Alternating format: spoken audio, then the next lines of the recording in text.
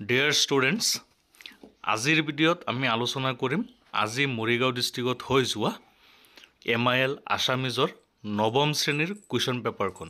এই কুৱেশ্যন পেপাৰত কেনেকুৱা ধৰণৰ প্ৰশ্ন আছিল আৰু এই প্ৰশ্নবিলাকৰ উত্তৰ তোমালোকে কৰিব পাৰিছানে নাই সেইখিনি তোমালোকে কমেণ্ট কৰি জনাবা আৰু গ্ৰামাৰ ছেকশ্যনখিনি মই সমাধা কৰি দি আছোঁ, তোমালোকে মিলাই চাব পাৰিবা আৰু ভিডিঅ'টো যিমান পাৰা শ্বেয়াৰ কৰিবা, লাইক কৰিবা, কমেণ্ট কৰিবা। যদি চেনেলটো এতিয়ালৈকে কোনোবাই ছাবস্ক্ৰাইব কৰা নাই তেতিয়াহ'লে ছাবস্ক্ৰাইব কৰি দিবা। এতিয়া ব'লা ভিডিঅ'টো ষ্টাৰ্ট কৰোঁ।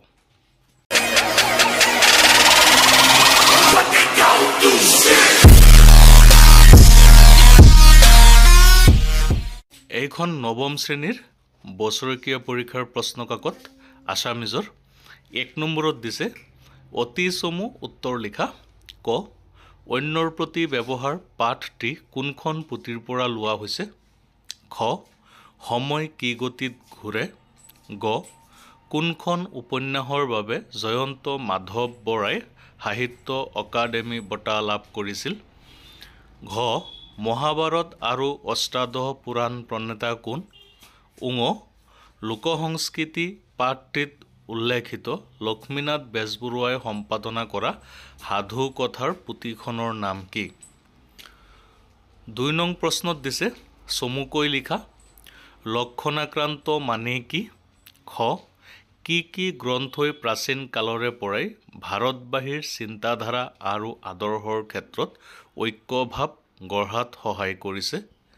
গ পিপলান্ত্ৰী গাঁৱৰ সফলতাৰ কাহিনী কোনে কেনেকৈ প্ৰচাৰ কৰিছে?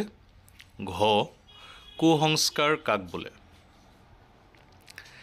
3 নম্বৰ প্ৰশ্ন পিপলান্ত্ৰী গাঁৱৰ প্ৰকৃতি আৰু মানুহৰ মাজত কেনেদৰে আত্মিক সম্পৰ্ক গঢ় লৈ উঠিছিল পাঠৰ আধাৰত লিখা, নাইবা ভাৰতীয় সংস্কৃতি এক সমন্বয়ৰ বস্তু তাৎপৰ্য ব্যাখ্যা কৰা।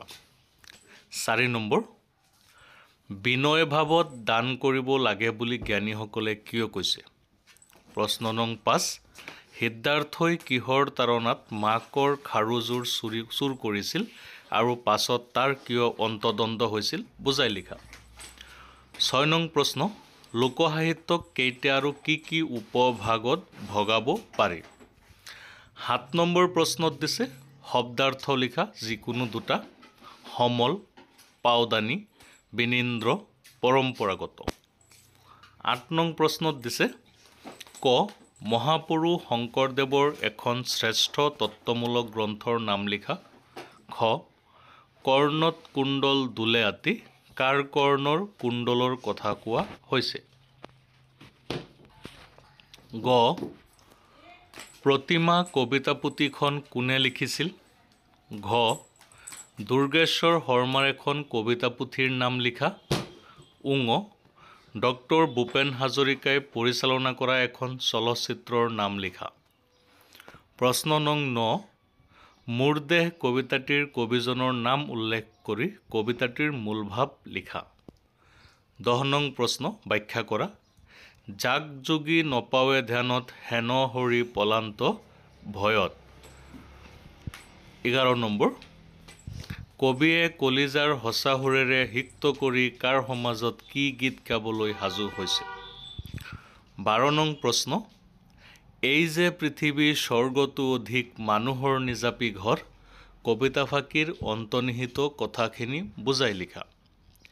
13 নং প্ৰশ্নত দিছে তলৰ প্ৰশ্নবোৰৰ উত্তৰ লিখা যিকোনো 5টা গ্ৰামাৰ ছেকশ্যন।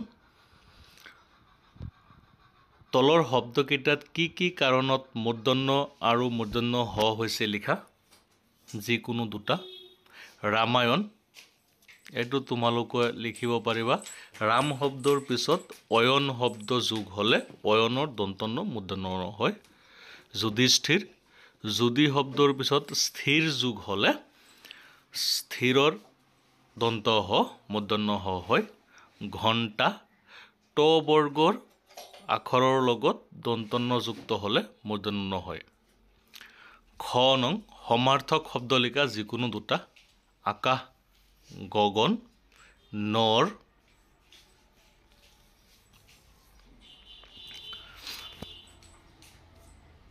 পুৰুষ স্বৰ্গ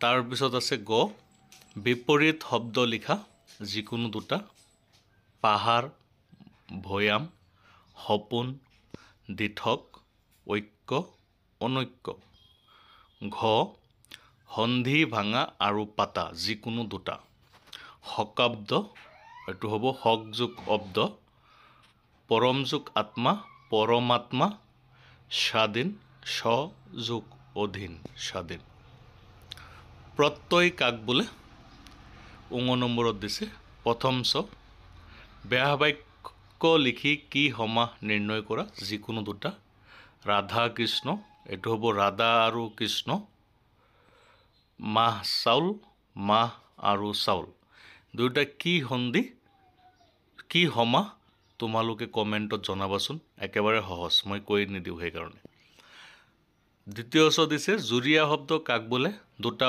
অনুৰূপ জুৰীয়া শব্দৰ উদাহৰণ দিয়া 14 নং প্ৰশ্নত দিছে তলৰ যিকোনো এটা প্ৰশ্নৰ উত্তৰ লিখা হৰিণাৰ মাংসই বৈৰী ফকৰা যোজনাটিৰ ভাৱ সম্প্ৰসাৰণ কৰা খ বাক্য ৰচনা কৰা ডাঙৰ দীঘল দিন ৰাতি বহুত সহজ প্ৰশ্ন দিছে তোমালোকক কেনেকুৱা হৈছে সকলোৱে কমেণ্ট কৰিবা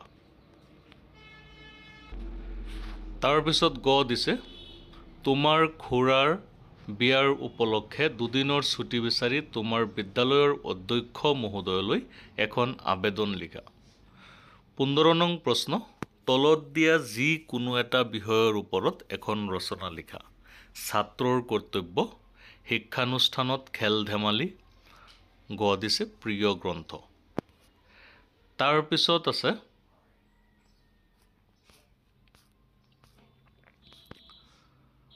16 নং প্ৰশ্ন তোমাৰ পাঠৰ অন্তৰ্গত দুটা জনগোষ্ঠীৰ চমু পৰিচয় দিয়া এইটো তোমালোকৰ দ্ৰুত পাঠৰ পৰা দিয়া হৈছে 17 নং যিকোনো দুজন ব্যক্তিৰ বিষয়ে চমুকৈ লিখা লাচিত বৰফুকন জননেতা শৰৎ চন্দ্ৰ সিংহ ডক্টৰ স্বৰ্ণলতা বৰুৱা মণিৰাম দেৱান 18 নং প্ৰশ্নত দিছে অতি চমু উত্তৰ লিখা মাধৱদেৱৰ ৰচিত অৰ্জুন ভঞ্জন নাটৰ আন এটা নাম কি খ কানাই বুলি কাৰ কথা কোৱা হৈছে গ মাধৱদেৱৰ সাহিত্যিক জীৱনৰ কীৰ্তিস্তম্ভ কি ঘ তেওঁ দেৱতাৰো দেৱতা বিধাতাৰো বিধাতা ৰজাৰো ৰজা তেওঁ কোন উঙ কানিয়াৰ কীৰ্তনৰ ৰচক কোন 19 নং প্ৰশ্নত দিছে ইহা শুনি চিন্তা হুক তেজীৱে পৰম হৰহিত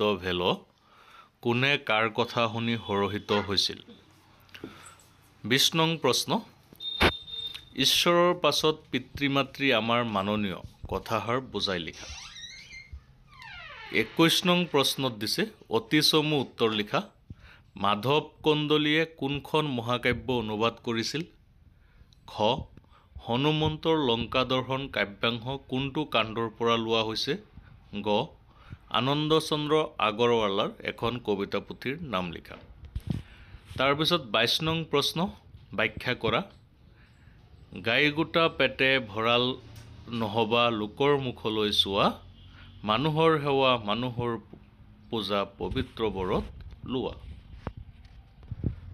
তাৰপিছত 23 নং প্ৰশ্নত দিয়া হৈছে বিপৰীত লিংগবাচক শব্দ লিখা পিতা এটো মাতা হ'ব শ্ৰীযুতা বা শ্ৰীমতী 24 নং সমাৰ্থক শব্দ লিখা সমুদ্ৰ সাগৰ পৱন বতাহ 25 নং প্ৰশ্নত দিছে বিপৰীতাৰ্থক শব্দ লিখা ন্যায় এটো হ'ব অন্যায় আদি অনাদি 26 নং প্ৰশ্নত দিছে আধুনিক অসমীয়ালৈ ৰূপান্তৰ কৰা ঠেংগনা পিয়াল এই দুটা তোমালোকে কি লিখিছা কমেন্ট কৰা এইখিনি আছিল প্ৰশ্ন আজি মৰিগাঁও ডিস্ট্ৰিক্টত হৈ যোৱা কুৱেশ্যন পেপাৰখনৰ নৱম শ্ৰেণীৰ অসমীয়াৰ কুৱেশ্যন পেপাৰ এখন তোমালোক সকলোৰে পৰীক্ষা কেনেকুৱা হৈছে জনাবলৈ নাপাহৰিবা আৰু কাইলৈ যেহেতু লাষ্ট পৰীক্ষাৰ শুভেচ্ছা থাকিল ধন্যবাদ